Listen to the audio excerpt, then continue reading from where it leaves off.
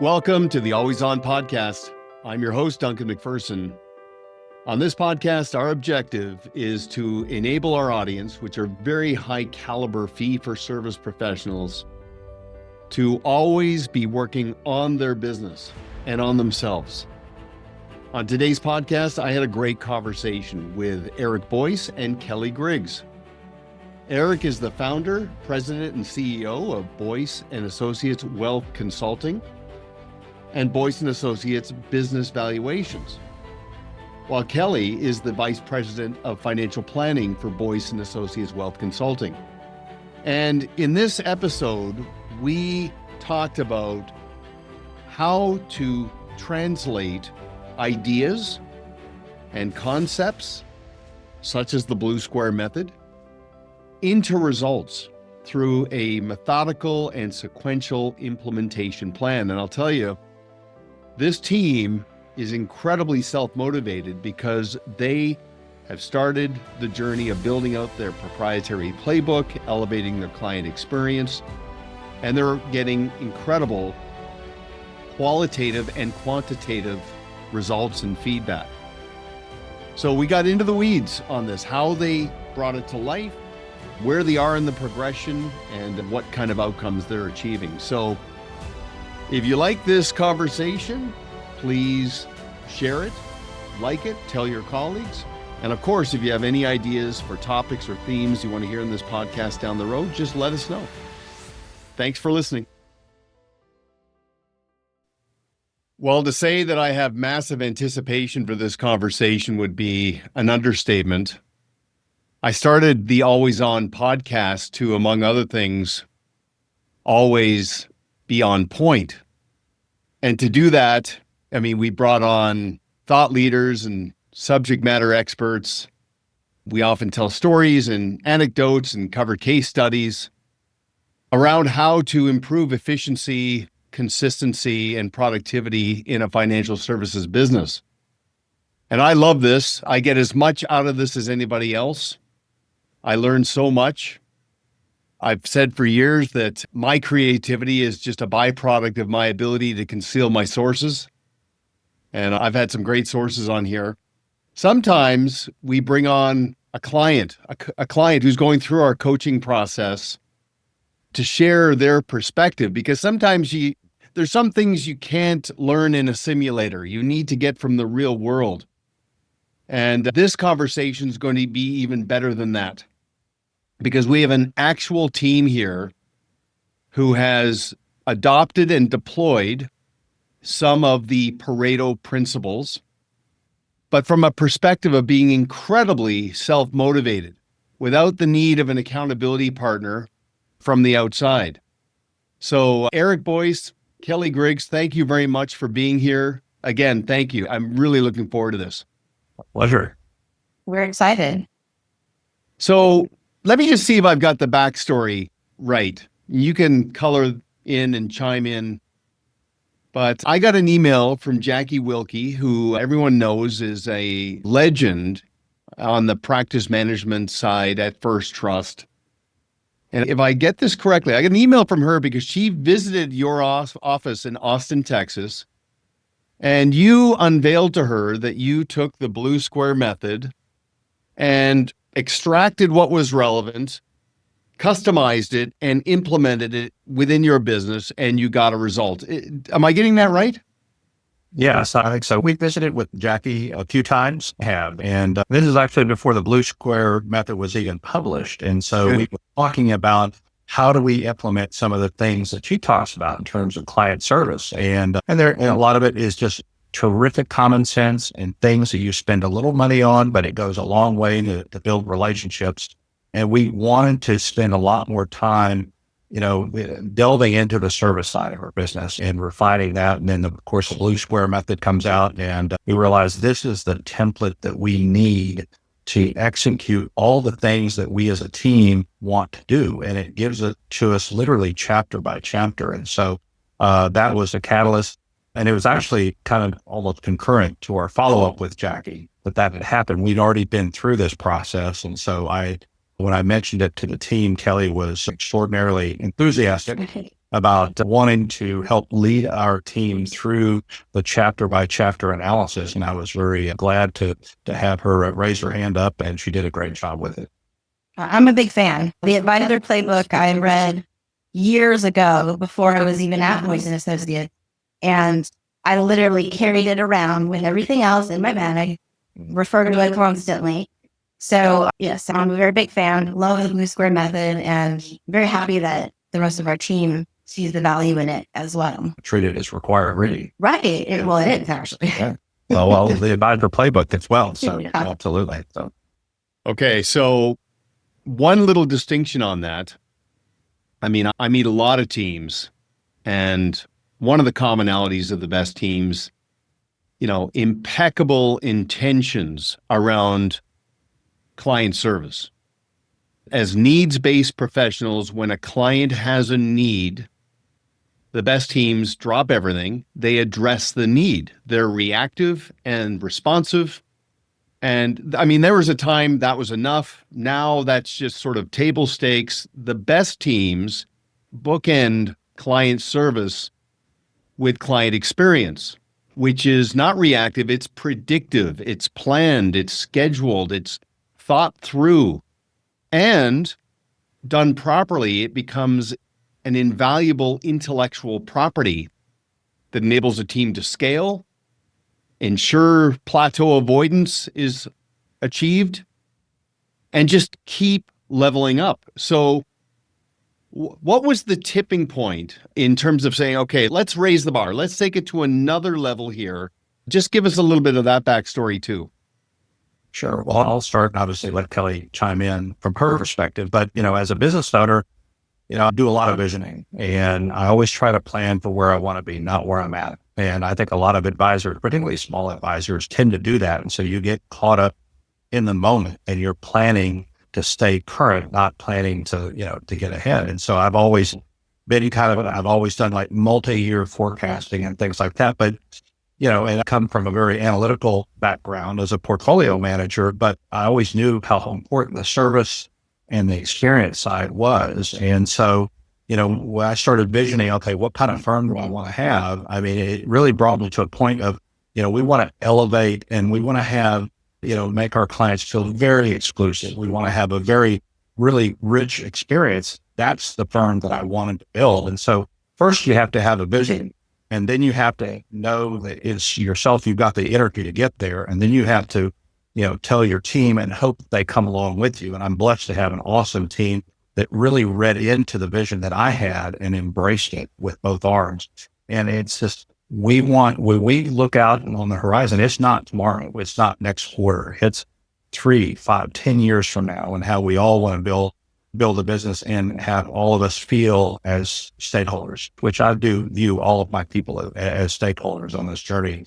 But that helps to provide a great centering mechanism for us to kind of vision what we want our clients to experience. And we've taken a lot of case history. We've studied a lot of things that maybe we could have gone better. We realized that we're consistent learners, and we're never going to stop learning. And I think, with this, we've been in business now 8 years, and, I think we've gone past the point of just pure sustainability. We want to grow smartly, but now is the time that we need to set the template for how that experience looks. And so I'll let you jump in. Just being proactive as a team and knowing that we are different, because we do work as a team. And so going through the Blue Square method and saying, we have to have a process. It can't just be, oh, okay, this needs to happen next and this needs to happen next. No, it needs to be no question. So that we can dive deep with our clients. If we didn't have a process that was fail curve, then how in the world are we going to be able to meet every individual client need? Because as you know, leading so many teams around the country, every single client has distinct different needs. And like you said, you don't want to be reactive. So in order for us to be proactive, we had to have this solid ground set. And I think that's what came to the fruition through reading the second book of yours, The Square Method, knowing that we don't need to worry about the foundation. We need to know that the foundation is set so that we can get into the details. And I think too, if I can add to that, I think, when we realize that the process, a lot of firms like predicate the experience on the individual. And we realize that the process is important to all the points, the very valid points that you're making, that the process is what we are taking to the client. It's not the personality. It's not Kelly's personality, although you have a great personality. It's not my personality.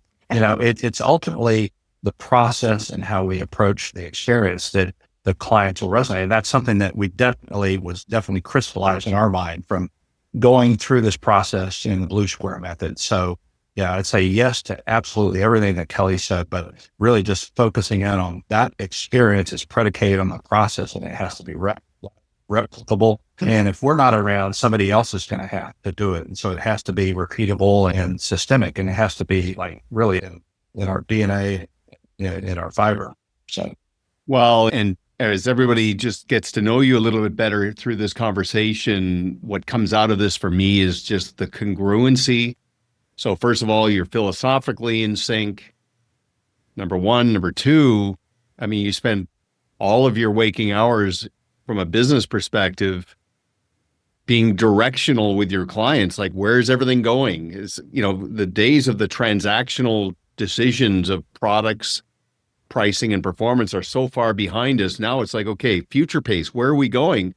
And you're doing that in your own business. And I think this is even to another level for you, because if you look at that banner behind you, Boyce and Associates Wealth Consulting.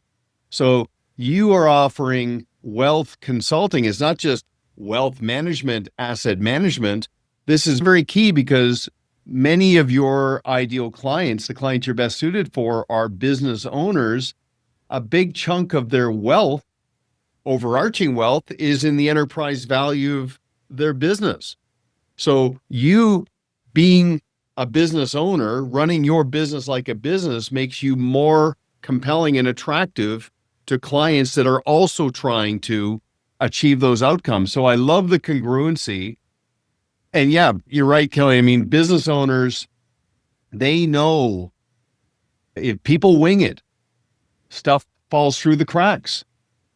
If they see a financial services team have great people, an eye on best practices, and have a process, that's very compelling. They can really connect with that.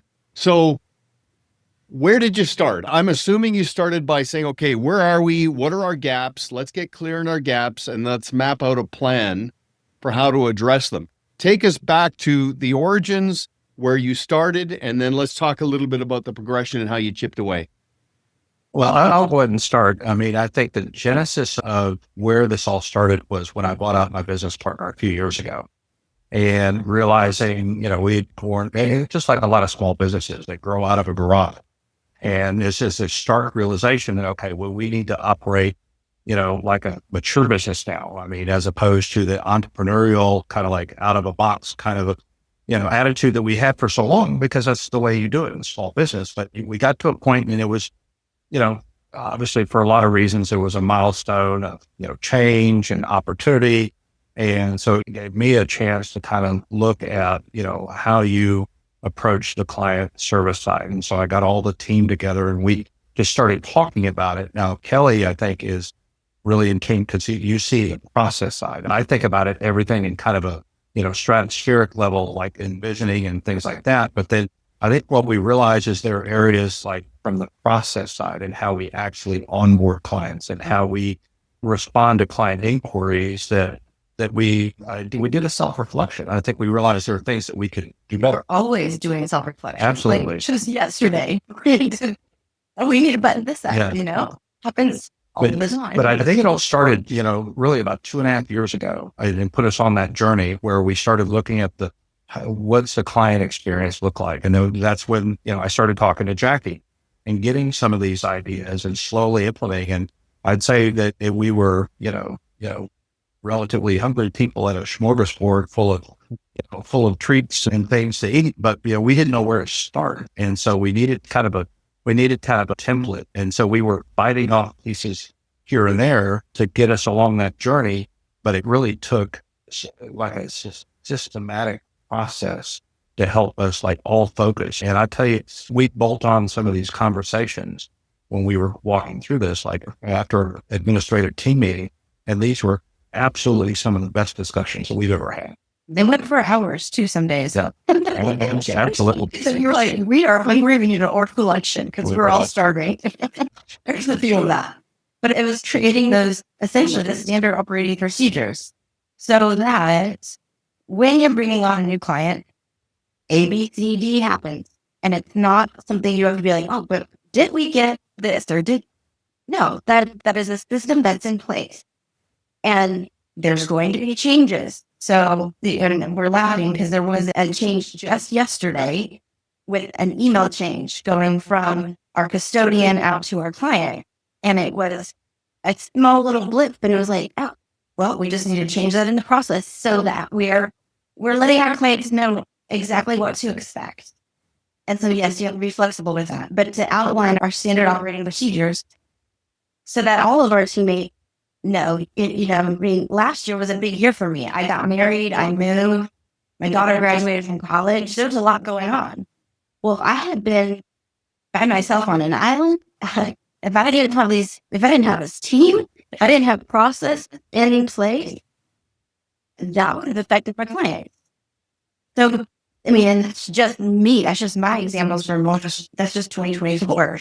That everybody in our office has a life going on as well. So if we've got that nailed down, then we can really dial in directly with each and every client. Well, it's funny, your analogy about hungry in the smorgasbord. If you're always firefighting, reacting, that level of productivity is almost like sort of empty calories, right? It's important, but it's not really nourishing to the business. The fact that you embraced the incrementalism culturally of dedicated scheduled meetings to tune out the world and work on the business, that activates something that compounds over time where, you're being a lot more deliberate and you're actually seeing the trajectory of your efforts building and compounding. So I applaud you for that. That's fantastic.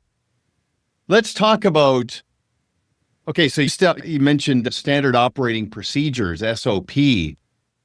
I've got my own SOP, and that is standardize, optimize, and proprietary, which means standardize everything you do based on the rule of three, optimize it, which means don't just check boxes, keep refining it, tweaking it, and then make it yours, make it proprietary. It's literally an intellectual property that has immense value. So with that, talk to us about how you organize and memorialize all of this. Like obviously when you have your meetings and you identify things that you need to adjust, where does that all go and how organized is it? Could you put that in the hands of a temp where a temp could say, okay, this is how you onboard a client. I can actually do this. Like take us into that a little bit. Hi from the Pareto Systems team. We hope you're finding real value in today's episode. If this podcast speaks to where you want to take your business, you can explore our one-to-one or team coaching. Our latest reviews from advisors include highlights, such as tripling their GDC and building process-driven practices that are more referable and fulfilling. You can schedule a call with us at paretosystems.com and browse the latest reviews while you're there. Mention this podcast on your call, and we'll send you a complimentary copy of The Blue Square Method, Duncan MacPherson's latest book on building a business that runs with purpose. Enjoy the rest of the episode. Well, I think to start, for us, it really begins with workflows and making sure that we have a kind of a systemic process. Again, to your point, if somebody walked in off the street, there's a template, there's a workflow for, for just about everything that we do. And we realized, after, going for so long that we had lots of workflows set up for the onboarding process. and we needed more workflows to kind of help us champion the service side once the clients are on board. Right. So, for us, when we realize, are there gaps here where a client is, like, to use a simple example, like collecting a driver's license and, on an onboarding process. I mean, there's not a workflow step for that, but, we want, again, it has to be repeatable. If we're not here and somebody else is stepping into that role, are they going to be able to understand how we work? Now, that relates to like kind of the more methodical, the processes.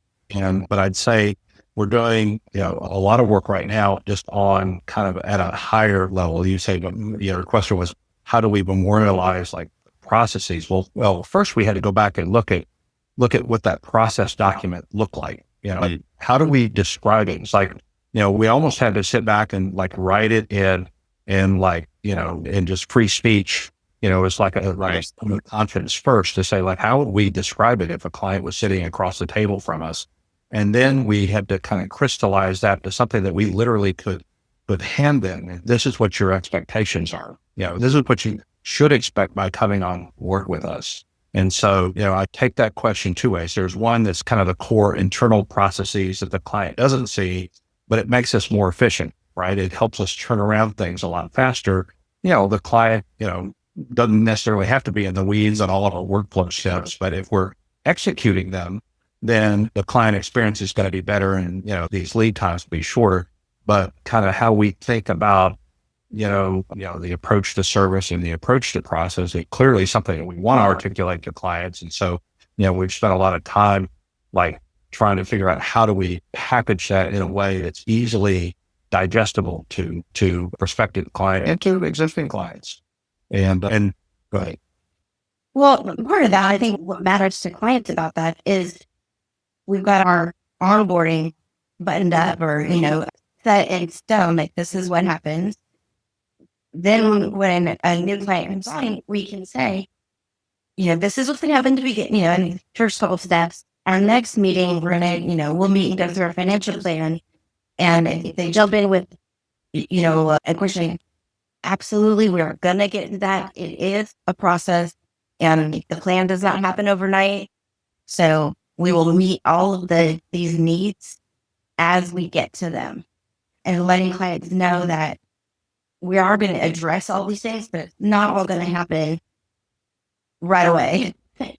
Right. Yeah. And that it does take time. And the one thing I wanted to offer, just the way we do things, is that we'll ask clients to go through the financial planning process before we do any investing, because it's important for us to develop a policy statement. And that comes as a direct byproduct of all of the planning process. And again, from a client's perspective, we operate in teams. And so Kelly's background is financial planning and my background is investments. And so we, feel it's, again, to the process and how that's articulated to the client and how do we manage expectations. I mean, that there is a process. It's not just about investing dollars and collecting fees for that. It's obviously the outcomes and the goals that the clients have and tapping into their vision, right? Understanding what their vision is. How do you want to utilize this money you saved? You've worked so hard for so many years to save this money.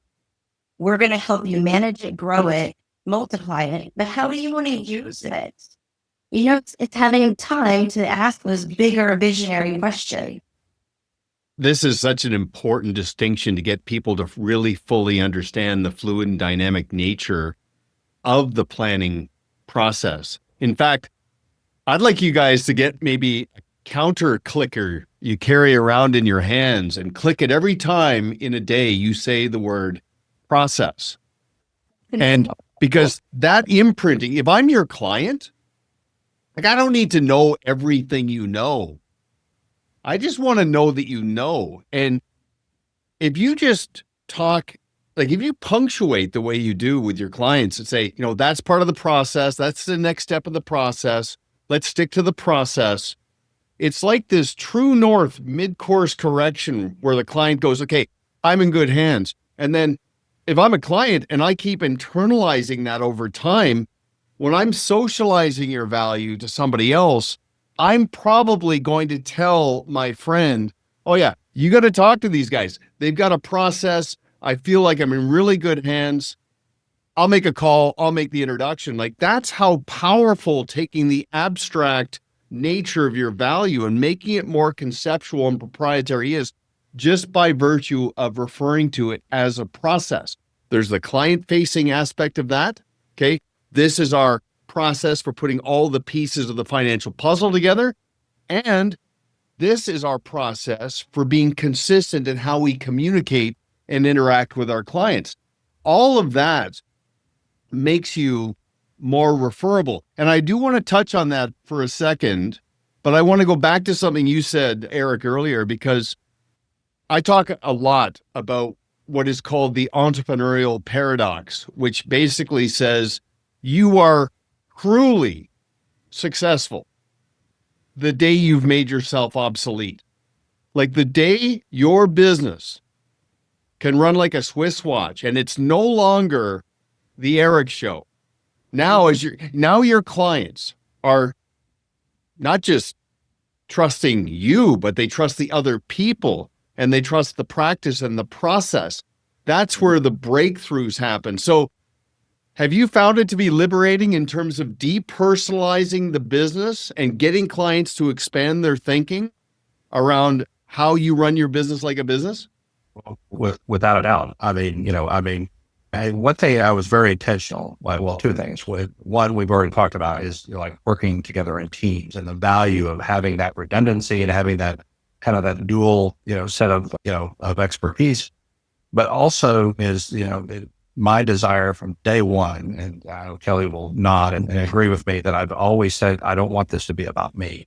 And, and even though I was very reluctant to actually put my name on the door, but that was something I had a lot of people leaning in on me. And so I capitulated. But again, I never wanted it to be about me. I wanted it to be, very democratic. It's not the right word, but, we're all stakeholders in this. And so then we all have, like ownership in the process. But again, from the client's perspective, and this is what we're all here for, is to help, manage client expectations and outcomes. It is, it is liberating to answer your direct question. It is really liberating to know, because a lot of advisors are not like that. It's like, okay, name's on the door and it has to be about me. And I've never viewed it that way. And I think, that sense of entitlement, I think it resonates negatively with some clients, Well, and this is counterintuitive, and maybe this has already happened, but I tell a lot of my clients to say, I want you to call me the first time this happens, where you as the lead advisor, the phone rings and you happen to pick it up. And the client says, oh, hey, Eric, how you doing? Yeah, everything good? Yeah. Is Kelly there? Like, literally, they're going past you to get to somebody else on the team, because they're so clear on the roles and responsibilities and the depth and breadth of the bench strength. Like, they're just so comfortable with that. A lot of advisors can't get their head around that, but that's probably where you are. Yeah, absolutely. And, the thing is, as a business owner, I sleep really well. Obviously, when markets are haywire, maybe I don't sleep as well, but as far as like what you just alluded to, I feel very comfortable sleeping at night. Like I trust Kelly, and, my advisors have lead relationships with our clients, and they're firm clients. They're not, no one's working in a silo. There's not eat what you eat. This is not that environment. I'm happy to be the brand ambassador, in the corporate world and attracting business so that we can all share in the benefits and we can all work together on teams to help solve these problems that people have. And so I sleep very well at night knowing that, the clients that Kelly is kind of responsible for being on point for in terms of communication, that she's going to do a great job. And, our other advisors have great comfort in that. And, I think yeah. And you talk about the distinction between being reactive and proactive. Like, I want advisors to get to a point where they are never playing defense, where like a client says, hey, Eric, what happens when you're not here? Like, what happens to us? What does that look like? I want you to be proactive on that and say, you'll be glad to know that we built out our team for continuity and succession and family investment legacy. And, the best way to be indispensable to our clients and their needs is to address our own Like that's proactive. And on the other side of that, to never have a situation where a client tells you that one of their kids just got their own financial advisor. Like you want to be embedding yourself within the family tree long before the offspring gets their own advisor. And, obviously Jackie talks about this exceptionally well, but just basically saying that preparing heirs, continuity and succession, family investment legacy, that's a big part of our process. So I'm sure that's been, sort of radiated throughout your communication with your clients. Well, and just to reinforce that, Duncan, we had a college planning education event last night that Firm hosted because we brought on a college planning team. The gentleman who's been a good friend of mine for years, and one of our advisors here is now heading that. So we all went there to be a part of it, to support him, obviously. But it's, so if I'm talking with the client and we're going to do college planning, I've been through that whole, I was a student of that college planning system, so I know it, but it changes. So I'm like, hey, I need you to come in here with me, make sure that and has anything changed, or have I caught, dot all the I's, cross the T's here, and it's being able to have, and then one of our other advisors is a divorce analyst. Is that the right word? Financial. Yeah. So unfortunately, their divorces happen all the time. Again, unfortunately. But, it's like, hey, I need you to come into this relationship because I want to make sure that we help them as best we can right now. And are you at a point where now, like, you don't pitch anything as being sort of this, hey, this is a value add, we're good people, we try hard. Do you position everything as being part of your process? Like, we've engaged a divorce analyst and a specialist into our process. We do business valuation to as part of our process because for a lot of our clients, their investments are in many ways competing with the enterprise value of their core business. And we want to make sure they have absolute clarity and they're not kicking that can down the road. They know what that asset's worth. That's a big part of our process too. Like, are you at that point of positioning where everything is underneath the overarching process that you've built out? Yeah, absolutely. Yeah. Absolutely. Yeah. And part of it's like, being in tune with what the clients are saying that they need. And obviously I spend a lot of time with the early surveys and looking at clients and what they expect out of their advisor. And, for business owners, having a viable value of their business, to begin the exit planning process is so vital, but, most people don't do it. They'll lick a finger. I think it's worth $3 million, but I have no idea why. But there needs to be some science. And so we realized, okay, well, I was a securities analyst for 20 years. And so, I've been valuing public and private companies. Well, we can do that. We can add that layer. It's, kind of looking within yourself and what are your capabilities to add these things. And you mentioned, Lindsay's capabilities as a divorce financial analyst, and she's worked on some very unfortunate but difficult projects that required a level of expertise and compassion too that, is not normal. But, I see that like in all these surveys, what do people want? Like they want coaching on philanthropic. People ask for that, but very few people provide it. So those are things that, that's just one example of something that like at my level up here as the executive, like how do we evolve our practice and maybe how do we leverage the expertise within it? Because we'll all sit in here and, if Kelly, you have a circumstance where you have a client that's going through a divorce, well, you can tap into Lindsay's expertise. And, there's just a lot of sharing. And, I'm sorry, I'm going to say one more thing on the team element too, because it was an interesting response that I got from talking to another advisor over lunch the other day. And he's a solo practitioner. And this is what validates everything that I've just said in my mind, because I said, well, tell me about the team. And understand, like people ask you, well, your client said, well, what happens to you? What happens to my account? And they go, well, how do you describe your team? And so my team is Schwab. And I'm like, okay, well, I went along with it, and God bless them. This is what solo practitioners deal with. Right. It's a tough question, but Schwab is they're on your team, but Schwab's not going to really care if you pass. It's an account of one of millions of accounts. And so it validated to me that we have a lot of redundancy, and ultimately this, our firm and our clients are going to, and to your point, particularly about the multi-generational, which we learned a lot from Jackie on, is the firm and the clients, are much greater, than just me. So, and that these folks, and I hope Kelly is around for a very long time. She's younger than I am. So this is part of my youth. So much younger. Yeah.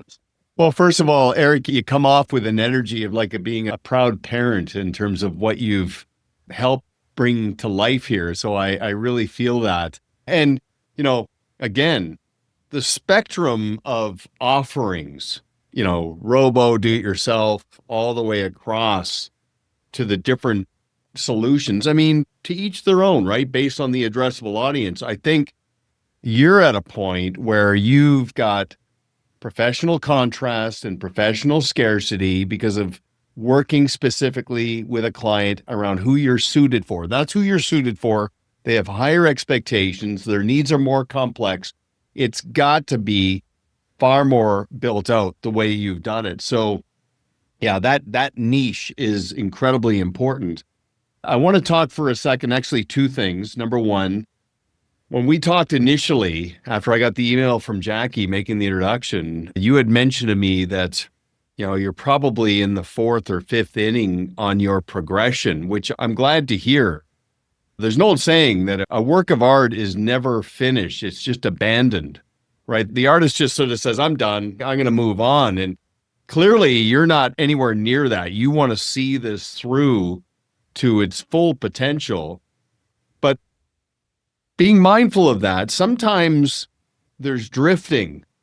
And I'm perpetually telling our clients, detach from an expectation around an outcome, productivity, like the performance, the outcomes of your efforts. Just immerse yourself in the purpose, why you're doing it, and the process, how you're doing it, and just be at peace with what comes from that. Is that part of the way you're wired here as you move from the fourth, fifth inning onwards? 110%, 110%. And I'll tell you, working through the chapters, and I'm so glad that Kelly raised her hand and said, hey, I'd like to help us through this. I feel so convicted that we're on the right path.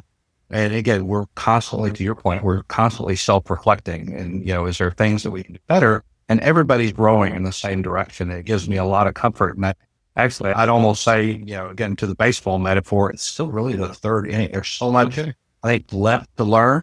But it's a baseball game that never ends, right? I mean, there's still innings to be played. We're still, something to get better. And our industry is changing. And so I'm very much a student of that too. So, how people are compensated for their advice. And, I've seen the pendulum move back and forth between the value that's being placed on asset management versus financial planning. And so I think partly to your point, we have to be nimble to those trends because those are reflective of what the population, and obviously we've got generational shifts too with wealth.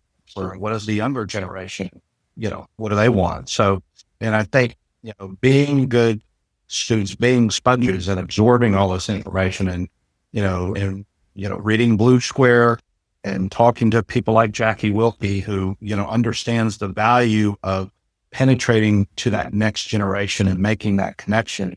I think that's where my head is. And I'm 110% in alignment that, I anticipate growth. I model out growth over 5 years, but I realized very quickly that you model out 3 years, you get to year 2 and you're going to have to, go back and revisit year 3, in some cases, even year 2.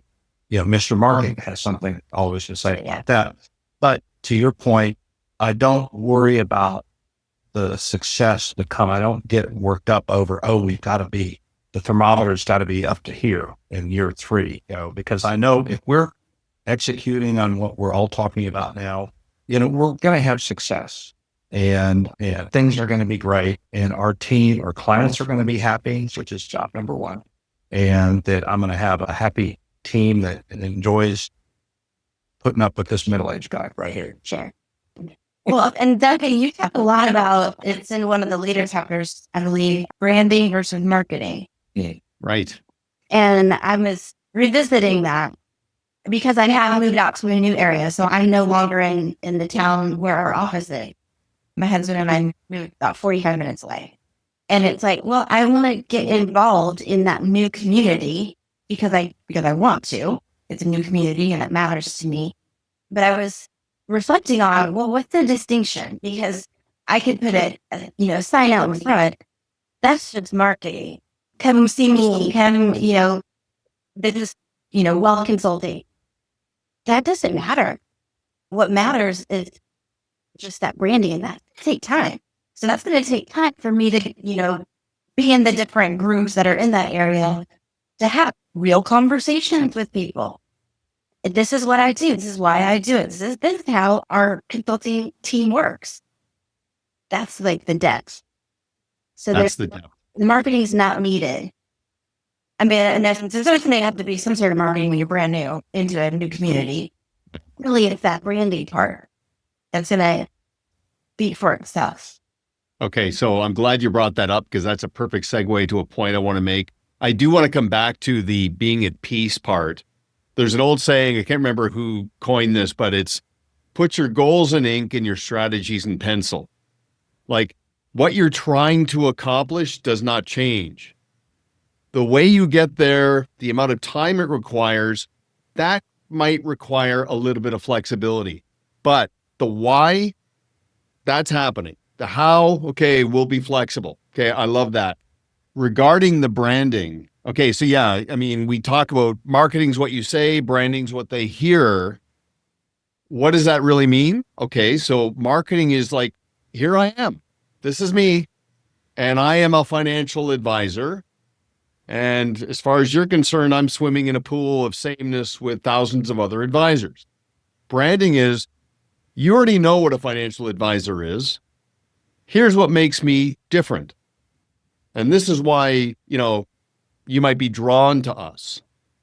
If you can see your value through the lens of the prospective client and get them to the point where, okay, I want that. I don't have that now.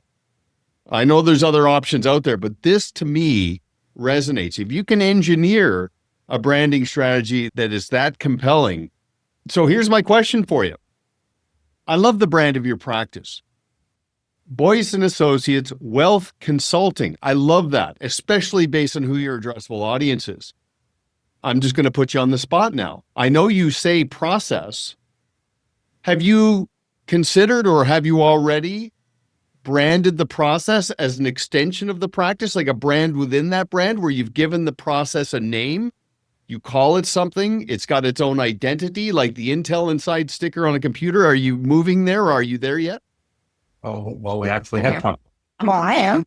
It's in my signature line. We have already gone down that trail. So I would say we have talked a lot about that because I think it is unique. And it's like you mentioned the brand, and I thought about this a lot, because it was before I bought my business partner out, it was a different name, but it was still Wealth Consulting. And so what does consulting connote? It connotes communication. And something I've always known is that, people don't necessarily change advisors because of performance. They change because of communication. And so, that was always like at the top of the totem pole as far as like priorities. And so, that the Wealth Consulting the consulting piece of that was actually very purposeful, because, again, I feel like we have a team with a lot of expertise and we are consulting. And I think people are looking at us for advice, and that kind of mutes out, I think, a lot of other advisors,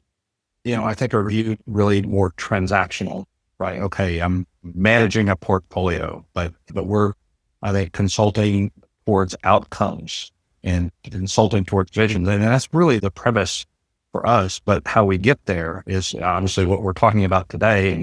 And again, the process, but, branding the process, again, I'm a little, get the heebie-jeebies here a little bit when you say, well, this is the Boyce wealth process or something like that. I don't want it to be about me. I want it to be about the team. I like the order of operation that we do with clients is protect, then plan, then prosper. So protect, right? So when we're sitting down with the client, brand new client coming in, what do you have? Where is it? We need to get all the pieces of the jigsaw puzzle. They might all be scattered out on the table, but we need to know what they are. What assets do you have where? What interests do you have? Your kids are how old? Do you have life insurance? Are you protected? You have rental properties. Okay. Are those under LLC? Like all of those little protects. And then once we have all the pieces of the puzzle, we really put it together and create a plan. Obviously, that plan has to be fluid because that's what life is. Life changes. But create that plan. And then that prosper comes. But I think if you jump to, all right, well, you're going to see this kind of return on your investment, and no, that's not what we do. We don't jump to what is the return you should expect. No, we have a lot of things that need to happen before we get there. I want them to get bought into the fluid and dynamic, panoramic and all-encompassing nature of the process. And based on what you just said there, I mean, I could see on that banner just below it saying powered by the P3 approach. Yeah, you say that here. Wow. I heard that. Okay. Protect, plan, prosper.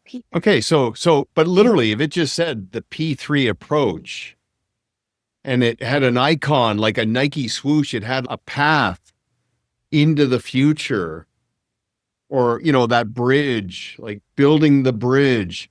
If that became part of the energy and the identity of your thing, then that goes on the bottom of the emails, right? Yeah. Ask us about the P3 approach. It could be on the website. I can see a video, you guys doing a video. What makes us different? Well, we've developed and refined a process that puts all the pieces of the puzzle together. It engages other service providers so you have the complete picture. It's never promissory about what the statement's going to look like. It's what it means to be our client, what you're buying into.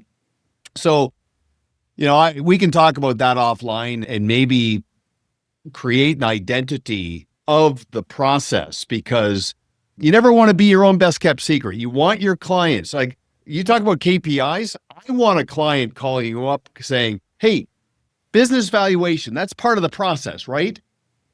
I want a client calling you up saying, hey, long-term care, that's part of the process. Like they're not saying, oh, I bought it from somebody else. No, that's part of the process. Like I want them to start to really internalize that. So we can talk about that offline, but now wait a second. I forgot to ask this. I think Jackie told me that back to the question around organizing and memorializing this, was part of your progression to get it out of everyone's heads, to put it on spreadsheets? How did you do that? That's the former teacher in me. I go straight to a spreadsheet. But with so many people's different thoughts and input, it would be easy to lose that from week to week. And we need every one day.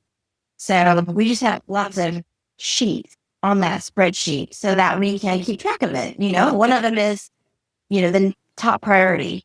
What is the top priority that we need to handle next? And then, so we said as a team just this past Monday, all right, so next Monday, we're coming to the table with thoughts and ideas on XYZ. All right, great. Everybody knows that we're all going to bring this to the table. Great. And that's the next, little niche there on our top priority. Because let it be. So that we don't written down, it's not going to happen. It's just like a calendar. If it's not on a calendar, are you going to go to that appointment? Probably. Wow, yeah, great point, actually. And again, if it's in here, it's a skill. If it's documented, and I'm hoping, it sounds like you've got a digital progression of those spreadsheets. I hope that maybe there's merit in actually printing those and watching that physical playbook get bigger and bigger, because that shows where you've come from. And, the whole mindset of going from vapor to paper, like holding it in your hands, going, look at what we've actually built. When it's sort of digitally, even if it's organized, it's still vapor. It's still good. But I love being able to hold something in my hands and go, wow, this is something. This is a real thing. It's an intellectual property. So yeah, well, we're probably going to run out of time here, but this is so fantastic. First of all, make sure we follow up. And if you want to talk a little bit more about the process identity piece, we can do that. Look at the boss smiling and shaking. Yeah, let's do that. So for sure. Can I just basically say, if there's an advisor or advisory team out there that would just love to just get in your heads a little bit, could they reach out to you? Could you just be a mentor to those proteges and just help them get their head around this? Because I talk to Chris Jepson a lot, and he uses an analogy about getting in shape.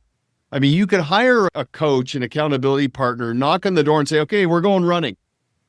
Or you can get P90X and plug it in and in your basement work. And that's fine. But to have the self-motivation to not have somebody breathing down your neck, to actually, and I know you use each other to be accountability partners, but that level of self-motivation is so incredibly admirable.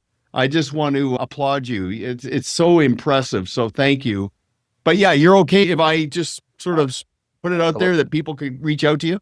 Yeah. Well, if I had known someone, if I had known this team 10 years ago, that's what I would have wanted to do. I mean, I'm so stinking grateful to be a part of a team like this. I would definitely want to share that intellect with someone else. Yeah. Something about getting to middle age and you realize that you've got enough time in the business and that I've been blessed by the small handful of mentors that I've had. And so I think a big part of me is like, I feel like before my time is done, I want to pay it back and pay it forward. So rising advisors there. And it's a big world and a lot of wealth transfer, and a lot of opportunity for a lot of people. So and a lot of unmet needs that need to be addressed. But I remember being middle-aged. It was a long time ago. And you're right. I become even more sentimental. And there's something about being an advisor to advisors with no expectation of any type of outcome or recognition or reward, just sort of giving something that's a bona fide best practice away. There's some really good energy there. So listen, you guys are terrific. So incredibly impressed. Thanks for being generous with your time and getting into this with me. And I'm sure we're going to pick this up and continue the before and after, like, a year from now, like, look what we've accomplished in that time. It's going to be a very interesting conversation. So thank you very much. Yeah, absolutely. Well, thank you, Duncan. It's been a real pleasure and appreciate you, spending the time with us and allowing us to kind of tell our story a little bit. It's a great story. Thank you. Thank you. Thanks. Take care.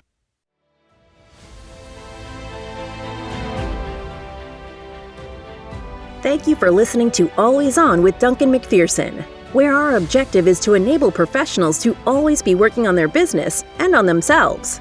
Want to learn more about Duncan and his team? Visit ParetoSystems.com. Don't forget to click the follow button below to be notified when new episodes become available. The information covered and posted represents the views and opinions of the hosts and/or guests, and does not necessarily represent the views or opinions of Pareto Systems.